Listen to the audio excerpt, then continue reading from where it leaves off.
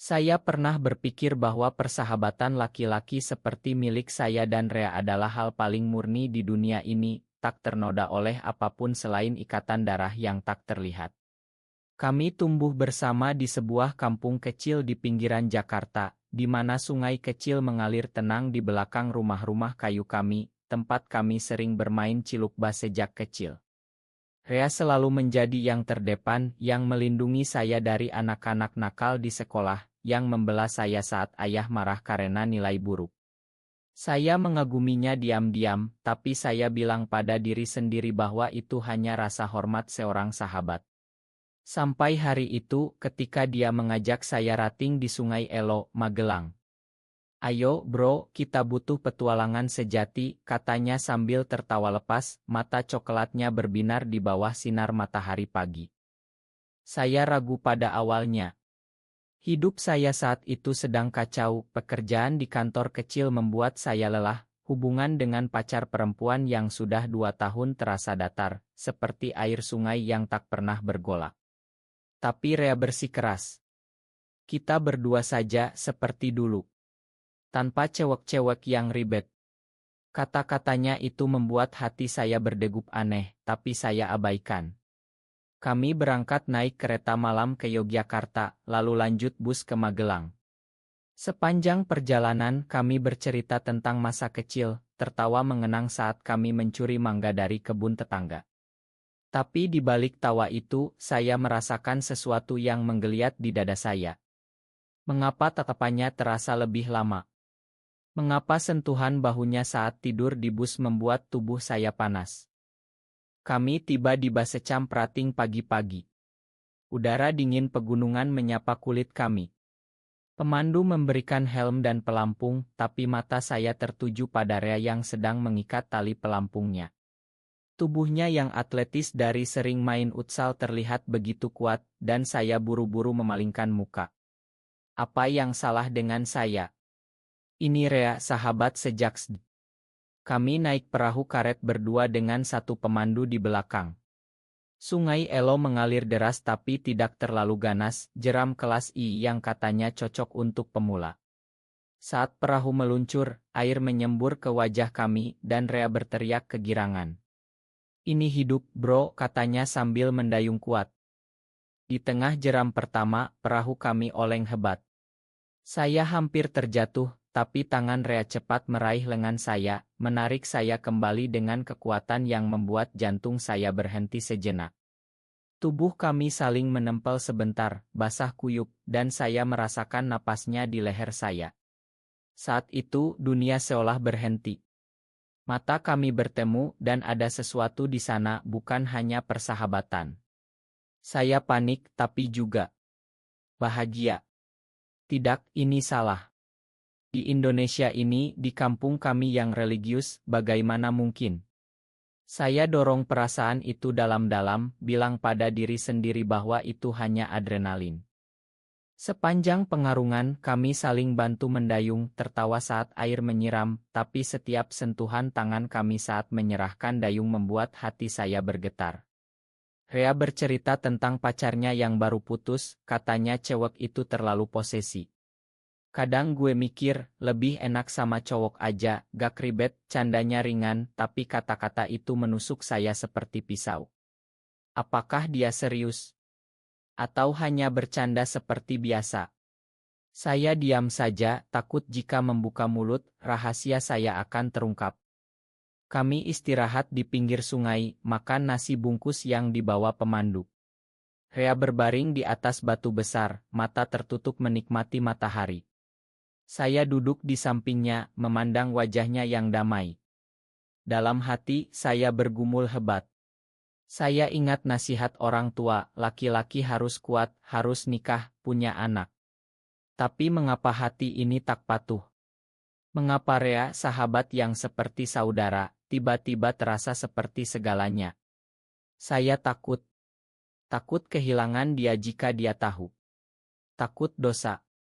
Takut masyarakat yang akan menghakimi. Perjalanan dilanjutkan, jeram semakin deras. Di satu titik perahu kami terbalik. Kami jatuh ke air dingin, tapi Rea langsung berenang ke arah saya, memeluk pinggang saya untuk menjaga agar kepala saya di atas air. Tenang, gue ada, bisiknya di telinga saya saat arus membawa kami. Pelukannya erat, tubuh kami menempel di bawah air yang mengamuk. Saat itu, saya menyerah pada perasaan itu. Hati saya terbakar, bukan oleh dingin air, tapi oleh api yang selama ini saya padamkan. Kami selamat sampai Inis, basah kuyup tapi tertawa. Tapi di dalam misel, badai sedang berputar. Malam itu, di penginapan sederhana, kami tidur sekamar. Rea sudah mendengkur, tapi saya tak bisa pejam mata. Apa yang akan terjadi besok? Apakah perjalanan sungai ini akan mengubah segalanya?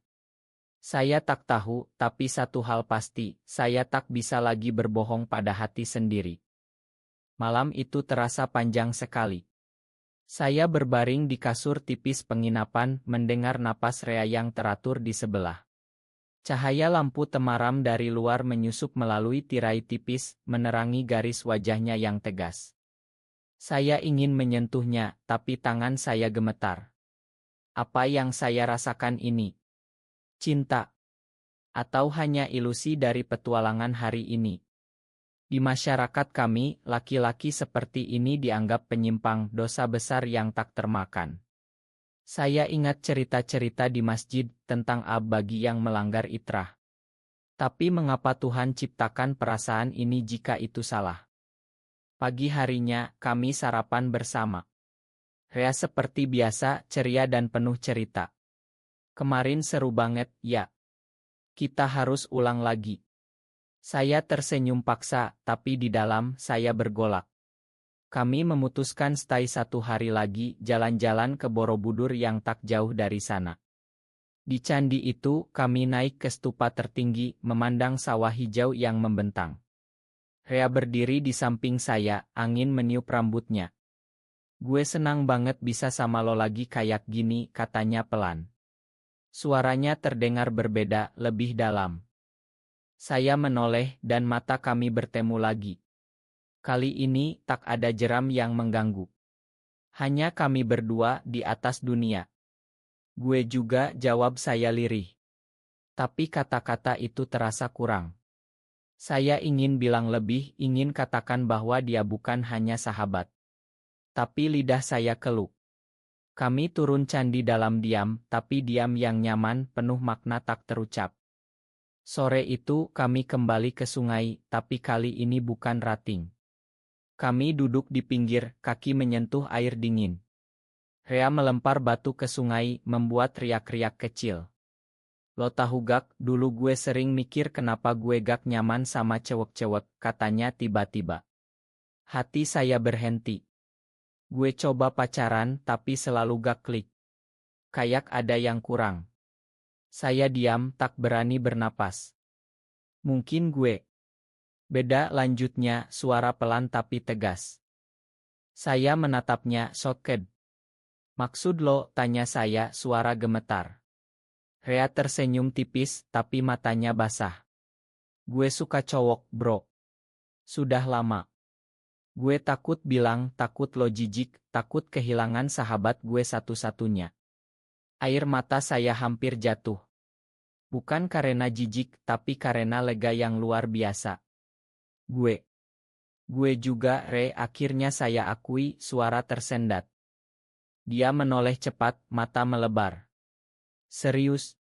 Saya angguk, dan saat itu, tangan kami saling genggam. Tak ada kata lagi, hanya sentuhan yang bicara segalanya. Hati saya yang selama ini terbakar dingin seketika hangat. Tapi kegembiraan itu sebentar. Realita menampar keras. Kami di Indonesia, di mana orang seperti kami disembunyikan, dihakimi, bahkan dianiaya. Kita gimana sekarang, tanya saya, suara bergetar ketakutan. Rea tarik napas dalam. Kita rahasiakan dulu. Tapi gue gak mau kehilangan ini. Kami peluk di pinggir sungai itu, peluk pertama yang penuh cinta, bukan hanya persahabatan. Tapi di balik kebahagiaan ada bayang gelap. Saya tahu ini baru awal badai. Kembali ke Jakarta, kami berusaha normal. Tapi setiap bertemu, tatapan kami penuh rahasia. Kami mulai curi-curi waktu bertemu di tempat sepi. Ciuman pertama kami di mobil tua Rea, di parkiran mal gelap. Rasanya manis, tapi pahit karena takut ketahuan. Saya semakin dalam jatuh cinta, tapi juga semakin takut. Keluarga saya mulai curiga karena saya tolak dijodohkan. Kamu sudah 28, kapan nikah? Tanya ibu. Rea juga sama. Pacar lamanya kembali mencoba balikan. Dia tolak, tapi tekanan dari orang tua makin kuat. Gue gak bisa bohong selamanya, katanya suatu malam saat kami berdua di kosan saya. Air matanya jatuh. Saya peluk dia erat, tapi hati saya hancur. Apakah cinta kami akan bertahan di negeri yang tak menerima kami? Beberapa bulan berlalu dan rahasia kami semakin berat dipikul. Kami bertemu diam-diam, mencuri kebahagiaan kecil di tengah hiruk-pikuk Jakarta. Tapi semakin sering bersama, semakin sulit berpura-pura. Rea mulai cerita tentang teman lamanya, Andi, yang tahu orientasinya. Dia bilang ada komunitas di Jakarta, tempat kita bisa aman, katanya. Saya ragu, takut, tapi juga penasaran. Suatu hari, Rea ajak saya ke pertemuan kecil di sebuah kai tersembunyi. Di sana, saya bertemu orang-orang seperti kami. Mereka cerita pengalaman dukungan satu sama lain. Untuk pertama kali, saya merasa tidak sendirian. Tapi saat pulang, hati saya campur aduk. Bahagia, tapi juga takut jika ini bocor. Konflik mulai muncul dari dalam diri saya. Saya semakin sering bermimpi buruk tentang keluarga yang tahu, tentang diusir, tentang saya mulai menjauh dari Rea tanpa sadar. Pesan saya lambat dibalas, alasan sibuk kerja. Rea sadar. Lo menyesal ya? Tanyanya suatu malam, suara pilu. Bukan, Re. Gue takut. Takut kehilangan segalanya. Kami bertengkar pertama kali. Kata-kata kasar keluar, meski sebenarnya karena cinta yang terlalu dalam. Rea pergi marah, dan saya menangis sendirian. Apakah ini akhir? Tapi keesokan harinya, dia datang ke kosan saya, mata merah. Ma, gue gak mau kehilangan lo. Kami baikan, tapi retak sudah ada. Tekanan dari luar mulai datang. Teman sekantor Rea curiga karena dia sering tolak ajakan dugem dengan cewek. Rumor mulai beredar. Puncaknya saat keluarga Rea mengatur perjodohan. Calonnya anak teman ayahnya, gadis cantik dan religius. Ini demi masa depanmu, kata ayah Rea. Dia cerita pada saya, suara gemetar. Gue gak mau, tapi gimana? Saya marah, cemburu buta. Lo pilih dia atau gue? Tanya saya kasar. Rea diam lama. Gue cinta lo, tapi gue gak kuat lawan keluarga.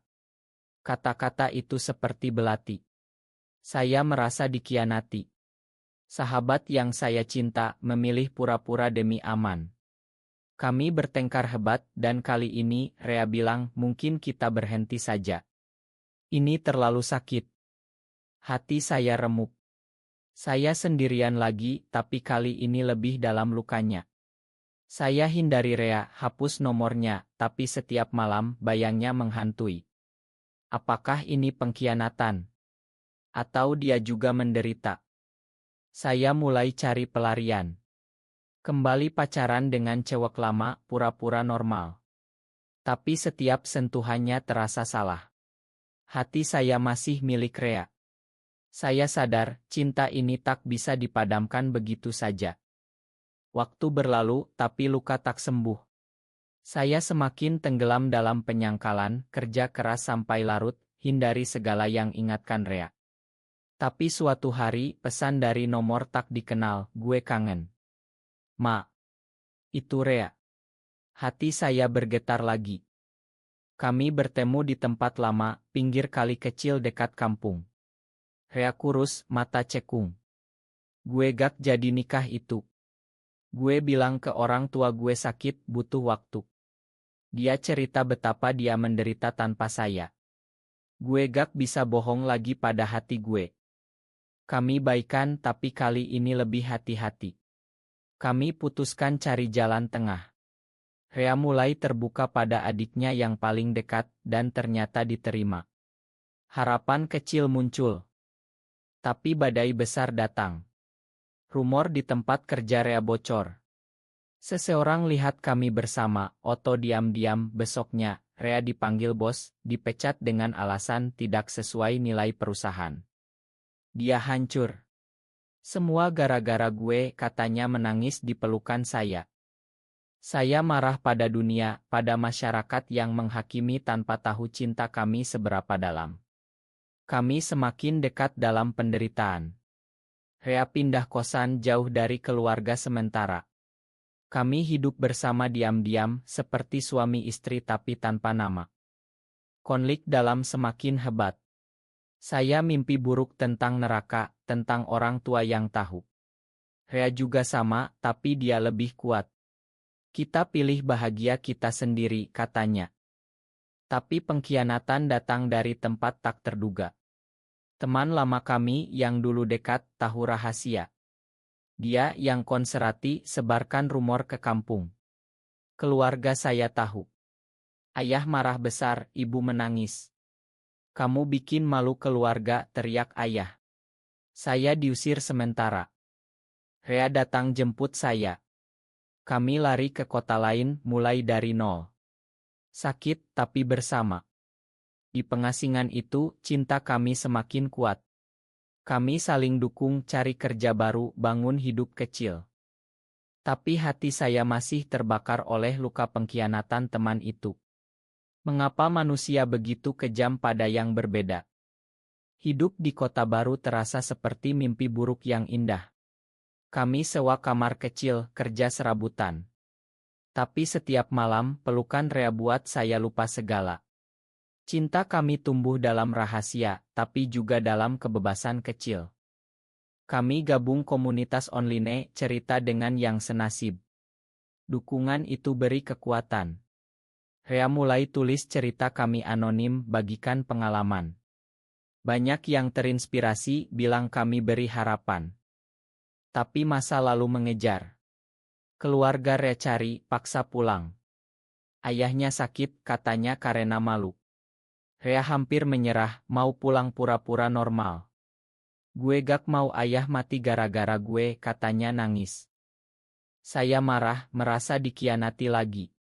Lo pilih mereka lagi. Bertengkar hebat, hampir putus. Tapi akhirnya, kami kompromi. Rea pulang sementara, janji tak nikah. Saat dia pergi, saya sendirian, hati remuk. Takut kehilangan selamanya. Saya sadar, cinta ini penuh pengorbanan. Rea kembali setelah sebulan, lebih kuat. Gue bilang ke ayah, gue bahagia begini. Dia marah, tapi akhirnya diam. Harapan muncul lagi. Kami putuskan hidup terbuka pelan-pelan. Pindah ke Bali, tempat lebih toleran. Di sana, kami buka usaha kecil, Rating Guide. Kembali ke sungai, tempat cinta kami lahir. Tapi konflik tak hilang. Ancaman dari orang tak dikenal, komentar jahat online. Kami lelah, tapi saling pegang. Suatu malam, di pantai, Rea bilang, meski dunia lawan kita, gue gak nyesal cinta lo. Saya nangis bahagia. Tapi di dalam, masih ada ketakutan. Tahun-tahun berlalu, dan kami bertahan. Di Bali, kami temukan komunitas yang terima kami apa adanya. Usaha rating kami berkembang, banyak turis asing yang dukung. Kami jadi guide, ajak orang rasakan sungai seperti kami dulu. Keluarga pelan-pelan terima. Ibu saya datang kunjung, nangis peluk saya. Yang penting kamu bahagia, nak. Ayah Rea juga, meski diam, kirim uang diam-diam. Tapi luka pengkhianatan masa lalu tak hilang sepenuhnya. Teman yang sebarkan rumor itu, suatu hari minta maaf lewat pesan. Gue salah, gue takut sendiri. Kami makan karena benci hanya buat kita menderita. Cinta kami semakin dalam, seperti sungai yang mengalir tenang setelah jeram ganas. Kami tak nikah resmi, tapi di hati kami selamanya. Suatu hari kembali ke Sungai Elo. Kami rating berdua seperti dulu. Di tengah jeram, tangan saling genggam. Terima kasih bawa gue ke sini, bisik saya. Rea tersenyum. Ini awal kita dan akhir yang bahagia. Hati saya yang pernah terbakar dingin, kini hangat abadi. Di negeri yang masih belajar terima perbedaan, kami pilih cinta. Karena cinta sejati tak kenal batas, hanya ikatan hati yang tak terputus. Kami hidup sederhana, tapi penuh makna. Bantu orang lain yang senasib, beri harapan bahwa cinta bisa menang. Meski ada bikeringat dan air mata, akhirnya kami temukan damai. Perjalanan sungai itu bukan hanya petualangan, tapi jalan menuju diri sejati. Dan bersama Rea, saya tak takut lagi.